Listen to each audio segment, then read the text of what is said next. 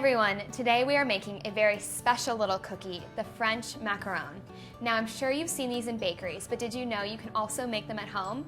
And while they do require a little bit of technique, I'm going to talk you through the steps to help demystify making these little treats. So I'm starting with 1 cup of confectioner sugar, just adding this to a food processor, and 3/4 cup of almond flour. We're going to pulse these together to make it really, really fine. This is really important. Just give it a few pulses here.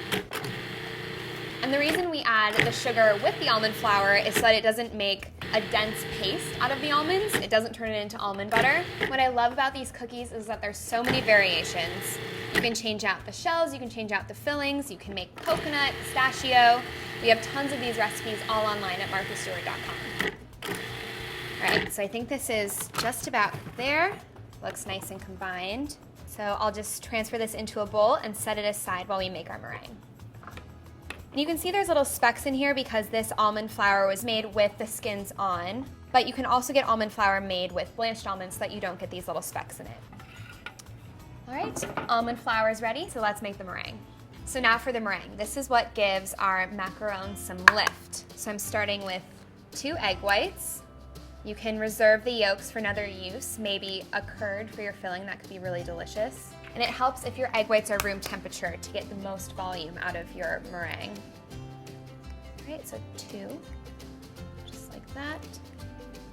And now I'm just going to mix this on medium speed until it's foamy for a couple of minutes.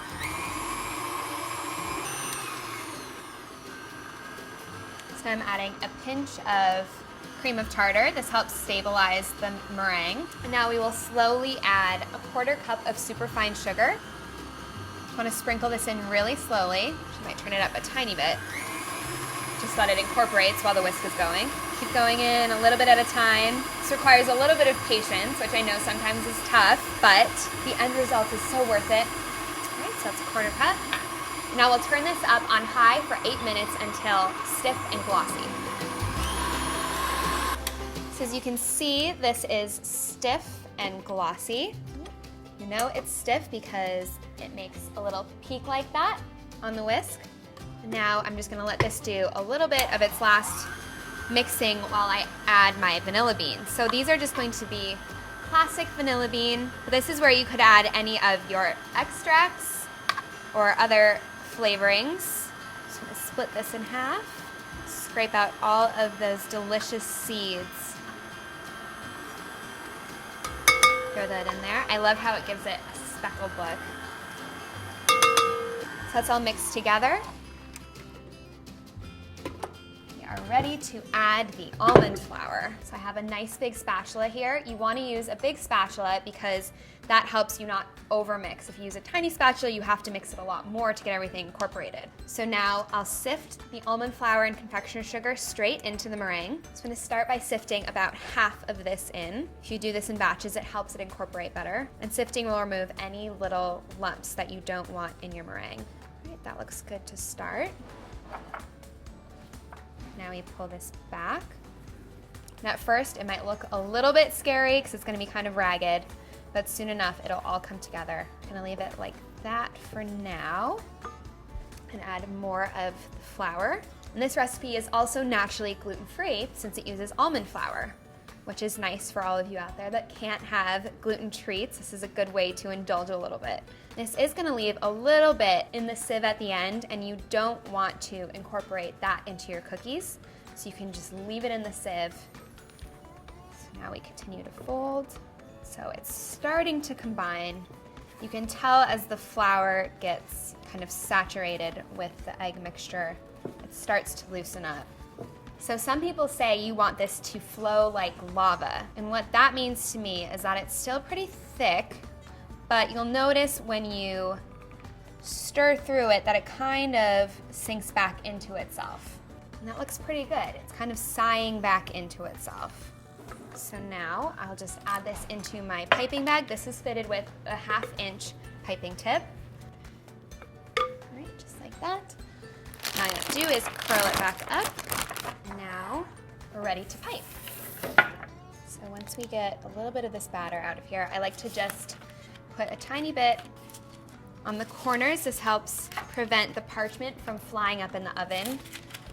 And now we're just gonna pipe these straight down onto our baking sheet. Be careful because the batter does start to ooze out of the end a little bit. And we're just gonna do about 3/4 to 1 inch circles. And the trick to getting a smooth top is release your pressure and twist. And then it should kind of sink back into itself if you do get a little bit of a tip.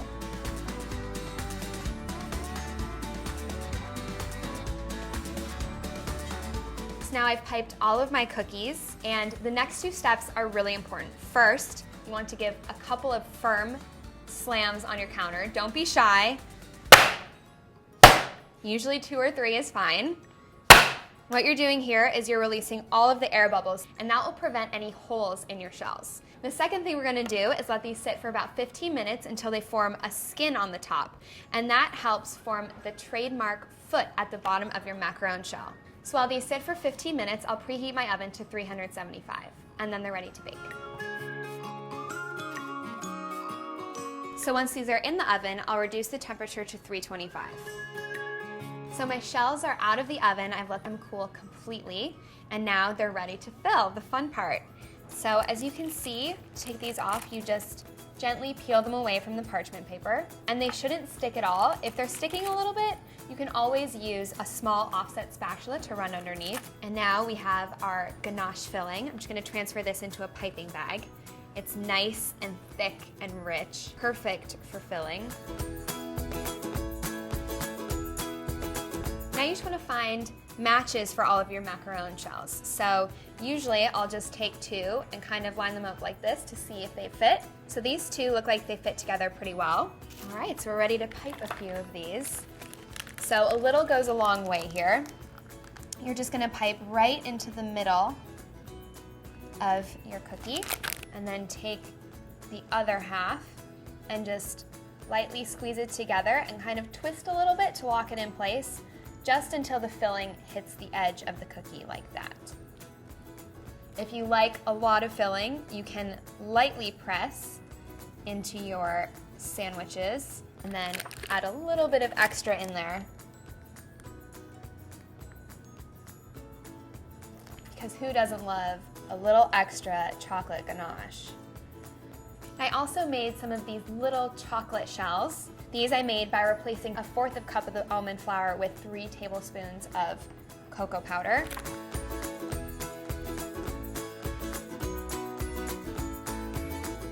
So now you'll want to let these sit in the fridge overnight and up to 3 to 5 days, depending on what your filling is.